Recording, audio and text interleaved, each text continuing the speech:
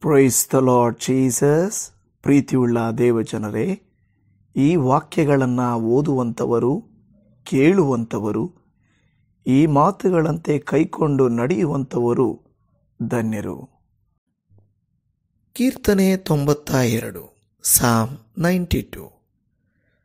ಯೆಹೋವನೇ, ನಿನ್ನನ್ನು ಕೊಂಡಾಡುವುದು, ಪರಾತ್ಪರನೇ, ನಿನ್ನ ನಾಮವನ್ನು ಸಂಕೀರ್ತಿಸುವುದು ಯುಕ್ತವಾಗಿದೆ.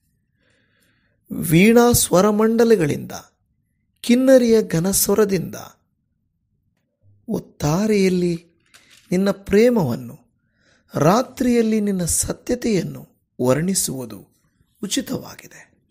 ಯೆಹೋವನೇ, ನಿನ್ನ ಕ್ರಿಯೆಗಳಿಂದ ನನ್ನನ್ನು ಸಂತೋಷಪಡಿಸಿದ್ದಿ. ನಿನ್ನ ಕೆಲಸಗಳ ದೆಸೆಯಿಂದ ಉತ್ಸಾಹ ಧ್ವನಿ ಮಾಡುತ್ತೇನೆ. ಯೆಹೋವನೇ, ನಿನ್ನ ಕೃತ್ಯಗಳು ಎಷ್ಟೋ ಶ್ರೇಷ್ಠವಾಗಿವೆ. ನಿನ್ನ ಆಲೋಚನೆಗಳು ಅಶೋಧ್ಯವಾಗಿವೆ.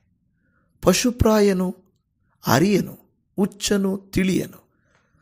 ದುಷ್ಟರು ಹುಲ್ಲಿನಂತೆ ಬೆಳೆಯುವುದು, ಕೆಡುಕರು ಹೂವಿನಂತೆ ಮೆರೆಯುವುದು ತೀರಾ ಹಾಳಾಗುವುದಕ್ಕಾಗಿಯೇ. ಯೆಹೋವನೇ, ನೀನಾದರೂ ಸದಾ ಉನ್ನತ ಸ್ಥಾನದಲ್ಲಿರುತ್ತಿ. ಯೆಹೋವನೇ, ಇಗೋ, ನಿನ್ನ ಶತ್ರುಗಳು ಅವರೆಲ್ಲ ನಾಶವಾಗುತ್ತಿದ್ದಾರೆ. ಅಧರ್ಮಿಗಳೆಲ್ಲ ಚದುರಿ ಹೋಗುವರು. ಆದರೆ ನನ್ನ ಕೊಂಬನ್ನು ಕಾಡು ಕೋಣದ ಕೊಂಬಿನಂತೆ ಎತ್ತಿದ್ದಿ. ಚೈತನ್ಯ ತೈಲದಿಂದ ನನ್ನನ್ನು ಅಭಿಷೇಕಿಸಿದ್ದಿ.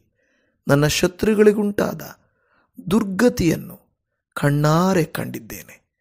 ನನಗೆ ವಿರೋಧವಾಗಿ ಎದ್ದವರ ವಿಪತ್ತು ಕಿವಿಯಾರ ಕೇಳಿದ್ದೇನೆ. ನೀತಿವಂತರು ಖರ್ಜೂರದ ಮರದಂತೆ ಬೆಳೆಯುವರು.